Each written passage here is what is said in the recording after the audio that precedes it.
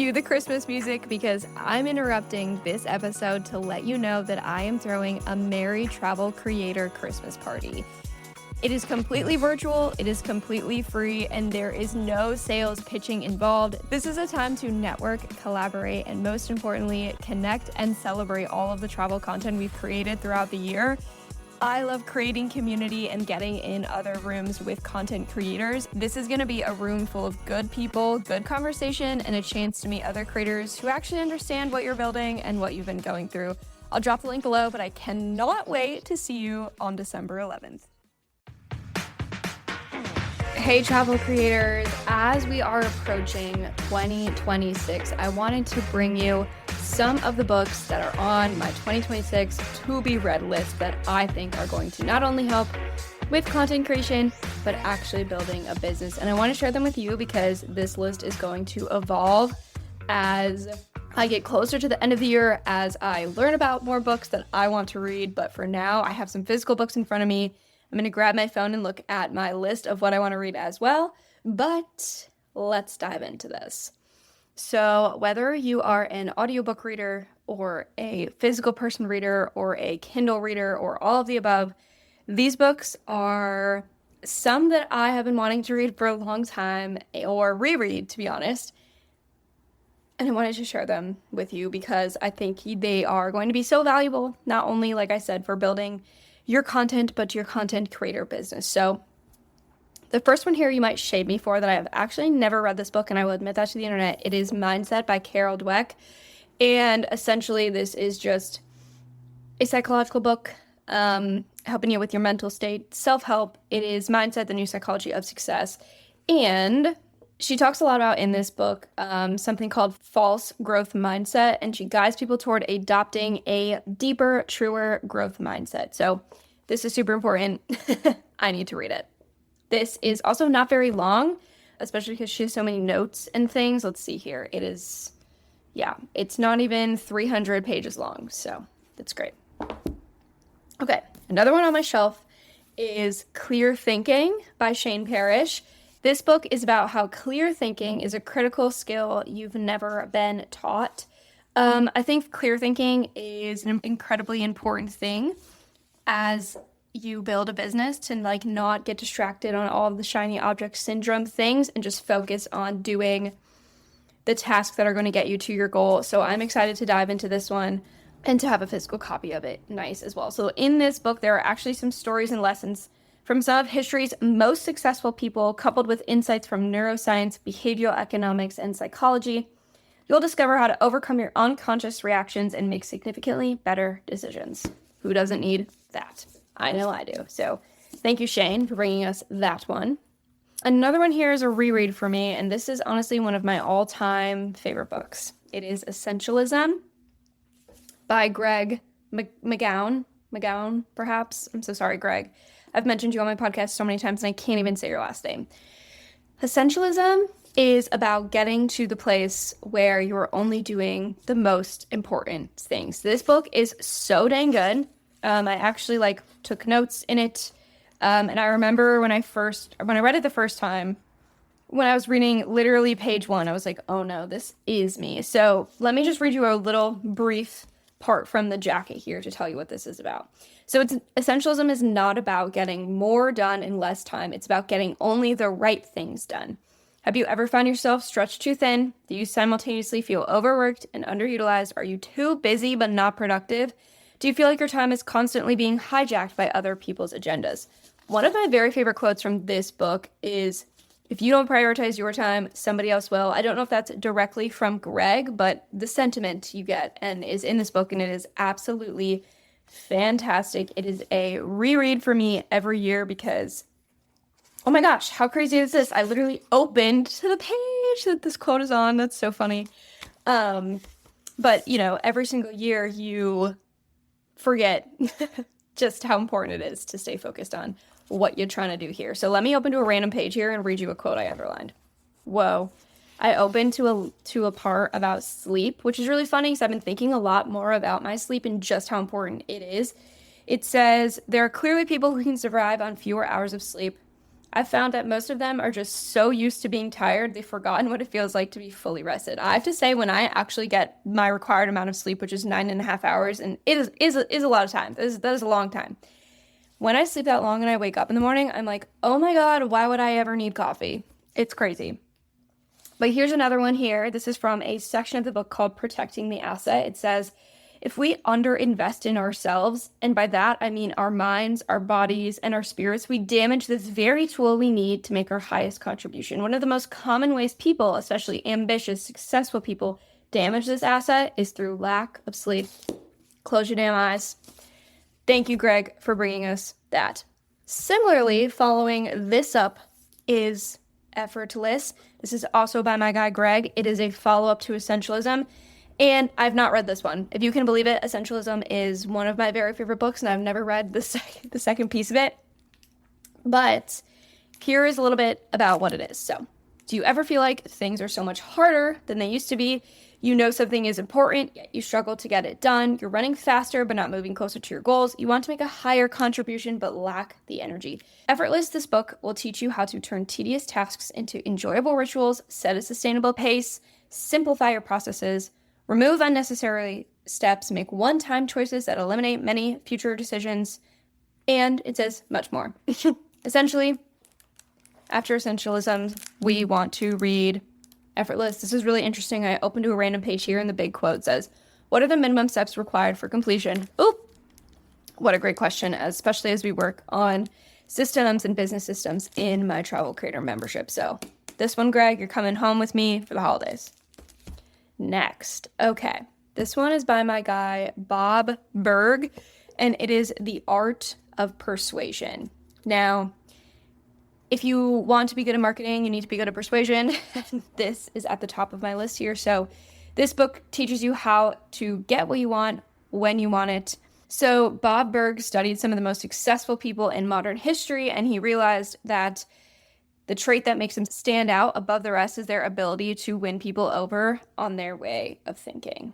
They were all persuasive. So I grabbed this book from a local bookstore. By the way, shop local, go to your local bookstore. There's literally nothing better, but I'm excited to dive into this one. And again, it doesn't seem super long. Yeah, it's like 200 something pages. So I feel like this will be a good read. The Art of Persuasion. Okay. This one here is called Do Nothing: How to Break Away from Overworking, Overdoing, and Underliving by Celeste Headley. She also wrote the book We Need to Talk, which you've probably seen before. It's a blue cover, has like a tissue box on it, I think. No, that's a lie. That book is called You Should Talk to Someone. Similar, not the same. So this book is about how we work feverishly to make ourselves happy. Why are we so miserable? I'm excited to read this one on vacation because I think it will help me get into the vacation mindset. I find that when I go on like long holiday breaks, that it takes me a couple of days to wind down from the chaos that is the everyday. And I think reading this book will help me get into that mindset faster so that I can make clearer, better decisions. So I've actually had this book for a while, and I haven't dove in yet. So I'm looking forward to it. Okay. This one is called Alchemy. It is the dark art and curious science of creating magic in brands, business, and life. And it is by Rory Sutherland. My sister gifted me this book, and in the inside it says, Laura, a must read for the creative life. I found this used, but maybe some of the underlines will be helpful. Enjoy. Thank you so much. Love that so much. I'm excited to read it. It looks great. Again, this is a book I've had for a minute that I really need to read. So it says like, why is Red Bull so popular? Even though everybody hates the taste, humans are, in a word, irrational, basing decisions as much on subtle external signals as on objective qualities. The surrounding world, meanwhile, is incredibly... I can't fucking read. I'm going to stop right now. But I think this book has a couple of stories in it. For example, what can honeybees teach us about creating a sustainable business? How can budget airlines show us how to market a healthcare system? What is the better way to be vaguely right and precisely wrong? So there's a lot of stories in here about different insights, I suppose, into making a great brand. So I'm excited, and I think it has some psychology elements in here as well. I see a chapter that says we don't make choices as rationally as we think. I also love the font. It's like American typewriter, if you know, you know. It looks great. Okay, those are the physical books on my absolute want to read list this year. So let me go grab my phone and we will look at some of the books that I do not have physical copies of, but I want to read. 1 second. BRB.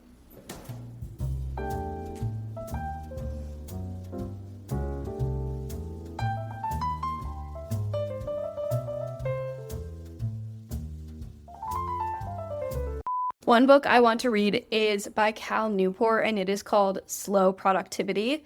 It sounds so interesting. Let me tell you a little bit about it. Type it in here. Yes, it is Slow Productivity, The Lost Art of Accomplishment Without Burnout. So do fewer things, work at a natural pace, obsess over quality. This book is a groundbreaking philosophy. I can't read. This book is a groundbreaking philosophy for pursuing meaningful accomplishments while avoiding overload. Our current definition of productivity is broken. I love Cal Newport. If you haven't read anything by Cal Newport, go read everything he's written. He's written some fantastic books, and so many of them. So thank you. Thank you, Cal, for showing up for us. Okay. Another book that people absolutely need to read is called 10x is Easier Than 2x. What's so funny is I read 30 pages of this book and I legitimately got rid of a client because I was like, no, we don't need to be operating in this manner anymore. We need to cut the cord. It was like that inspiring to me. And what's crazy is I never finished the book. So 10x is Easier Than 2x by Dan Sullivan. I absolutely want to finish reading over this holiday season and into 2026. I think it would be awesome if anybody has any tips on, like, you read these amazing books, how are you going back and, like, instilling what you've learned into your daily practices? I would love to know. But this book, I feel like Dan Sullivan is great, but also I don't know exactly how I feel about him. Like, I put like one review in of something else that he read, and it was like, he feels a little bit bro-y, but anyway, I like the principle of what he was saying here. 10x is easier than 2x. Essentially, it means that if you want something or you have a goal for something, it's just easier to go and do the goal, like go do XYZ, go like open the community you're thinking about instead of building an offer first and then making another offer and then making that an upsell. It's like, just go do the thing that you actually wanted to do. So that is on my list too. I have a ton of fiction books on my list for sure because that's like my favorite thing, but that's not what we're talking about today. So another one is the 12-week year field guide, Get More Done in 12 Weeks Than 12 Months by Brian P. Morgan and Michelle Lewington. I'm just interested in what this is all about. I want to know. It's literally 117 pages. So it says, update your thinking and avoid complacency with the 12-week year. This hands-on template for implementing advice from the game-changing book, The 12-Week Year, is a study guide that makes it easy for anyone to apply the 12-week year to your own lives. So essentially, this is a workbook that goes along with the 12-week year book. Another one is called Never Not Working, Why the Always-On Culture is Bad for Business and How to Fix It by Melissa Clark. I thought this sounded so interesting. The always-on hustle culture creates an unhealthy, counterproductive relationship with work. Many workers believe that to compete with other top talent, they must embrace a culture that rewards long hours and constant connection to work. Businesses and society have encouraged this by blah, blah, blah, blah, blah. So essentially, this is about reversing and like saying hustle culture is toxic, which we love. We love to hear that. All right, this one is called A Healthy State of Panic. Follow Your Fears to Build Wealth, Crush Your Career, and Win at Life by Farnoosh Torabi. Apologies if I'm not pronouncing that last name correctly, but essentially this is from the creator of the popular finance podcast, So Money, and it's a clever guide to leaning into your fear to maximize your financial success and beyond. I find it so ironic that I can't read or speak when I'm recording a podcast about books I'm going to read this year. Okay. I don't talk about this on the internet ever, but one of my other like really nerdy things that I love so much is the attention economy and specifically cybersecurity and surveillance capitalism. And those are like big beefy words, but if anybody wants to like come and like just chat about those things with me, please, I would love to have conversations about that. I'm such a nerd about surveillance capitalism. I literally spent a year writing a thesis about it. It's so crazy. So Sherry Turkle is my girl. If you know, you know, and if you don't know, this doesn't matter, but surveillance capitalism is super interesting. And if you do know, it is ironic that I work on the internet. But essentially, this book is called Please Unsubscribe, Thanks, How to Take Back Our Time, Attention, and Purpose in a World Designed to Bury Us in Bullshit. This is by Julio Vincent Gambudo. Sounds so good. Atomic Habits meets the subtle art of not giving a fuck in this life-changing guide to freeing yourself from the automated behaviors, values, and relationships to keep you from being happy. This isn't super related to like surveillance privacy and the tech world, but it reminded me of that a little bit. I have so many books on here that are like outdoorsy nonfiction that I feel like you guys would like. So if you are a reader and you do want book recommendations that are like cool outdoor stories, let me know and I would be happy to tell you what's on my to-read list that is not like business minded. All right, this one here I need to read over hell or high water this year, and it is Crossing the Unknown Sea, Work as a Pilgrimage of Identity. It's by David White. It just has to be read. So it's about reuniting the imagination with our day-to-day lives. It shows how poetry and practicality, far from being mutually exclusive, reinforce each other to give every aspect of our lives meaning and direction. For anyone who wants to deepen their connection to their life's work or find out what their life's work is, this book can help navigate the way. So essentially, this book is going to help you take risks at work or in your work that will enhance your personal growth. It just sounds so good. And my sister's read it and won't stop talking about it. And then her husband read it and won't stop talking about it. So, that naturally, I need to read it. Anyway, I have so many other ones on here that we don't. Anyway, like here's an example of an amazing like travel book that I could recommend you in another episode. So if you want that kind of episode, let me know on Instagram or Threads at Travel Content Writing. I want to talk to my fellow creator readers. This one is called The Great Stewardess Rebellion, How Women Launched a Workplace Revolution at 30,000 Feet by Neil McShane. Nell. I'm so sorry. I was going to say, if a man wrote this. Nell McShane Wolfhart. Sounds awesome. It's about stewardesses. So yeah, those are my book recommendations going into 2026. What is on my reading list, what I hope will be on your reading list. But until then, I wish you the happiest of creating. And I will definitely be sharing more of my book recs in my community. So if you would like to join and have book time and chat about books along with creating an actual sustainable business from your content creation, that's awesome. So until then, happy creating, happy reading, and I will see you later. Just a reminder that you became a travel creator to travel, not to spend 12 hours in a cafe in Croatia, hunched over your laptop in total shrimp mode, wondering if your latest post is actually going to hit. Knowing how to create good content and knowing how to run a content creation business are two completely different skills, and absolutely nobody is talking about it. Well, except me. The Travel Creator Business Plan is the only business building community in the world for travel creators who want to move into business mode and not chase the next shot mode. Every month, you get one brand new business system delivered straight to the community. You also get monthly co-working sessions and Q&A sessions, as well as a private community of other travel creators who are building real businesses. Courtney, one of our members, says, "You achieved more with me in 4 to 6 weeks than I did in 6 months with other programs. You gave me permission to chase not only what lights me up, but a business roadmap that matches my goals, not some cookie cutter process." And Courtney, I love having you in there. So if you are a travel creator who is done learning how to be a creator and ready to learn how to be a business owner, the Travel Creator Business Plan is for you. I'd love to see you inside, and I will leave a link to join us below in the show notes.